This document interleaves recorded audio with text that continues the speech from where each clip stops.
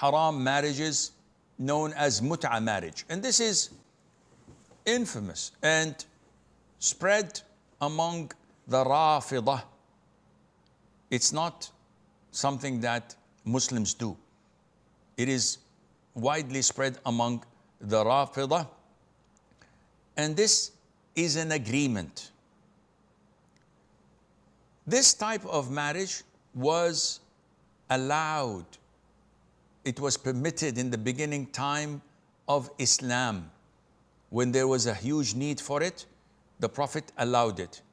Then the Prophet ﷺ was the one to prohibit it and deny it. When he said, "O people, I used to allow you to engage in Mut'ah marriage, but now Allah has forbidden that until the day of resurrection." That this is a hadith reported in Sahih Imam Muslim. No one could argue with this. So it is the Prophet who prohibited it by the instruction and orders of Allah Azza wa Jal till the day of judgment.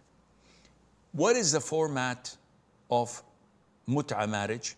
It's an agreement. I meet a girl and I say to her, "Listen, let's get married and I'll give you $1,000 for a whole month." She agrees. So we get married for the price of $1,000, and after the month is over, she goes her way, I go my way. There's no divorce, there's no iddah, there is nothing engaged, no strings attached. So it's like hiring a prostitute nowadays. After the prohibition was finalized, it is totally prohibited, and it is the consensus of Muslims, scholars, that it is prohibited and it is zina. And no wonder that it incubates a great deal of haram in it.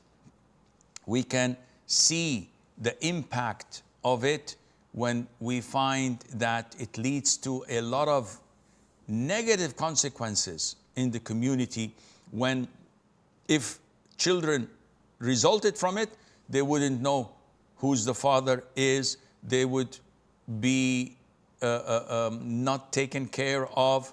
Women would be degraded and treated as prostitutes, because this is what they actually are. And they would be misused, and a lot of haram would spread.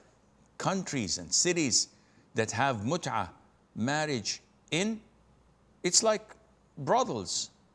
People go there to do their thing and leave and pay women for such services, which is definitely against what Islam is all about. Islam is about stability, compassion, having a family, having the sustainability of mankind, protection and continuation. This is not found in nikah al-mut'ah. And you ask, this is the religion.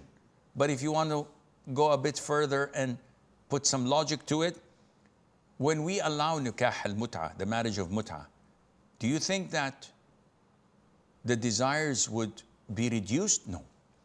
You would find people going from one woman to the other, like they go to brothels, prostitutes. They pay money and they have fun for a week, and then it's all over, and they keep on going and doing this. They cannot know whose son is this, and whether he was from the first marriage of the first week in November or the week in January, or they don't know, because she had been with so many men. And when you marry someone like that, how would you know that she isn't conceived from the previous marriage she had a couple of weeks ago? And all of this means that the lineage would be mixed and spoiled and polluted, and such a community would never prosper and would never be productive Islamically. هذا والله أعلم ونسبة العلم إليه أسلم وصلى الله وسلم وبارك على عبده ورسوله نبينا محمد.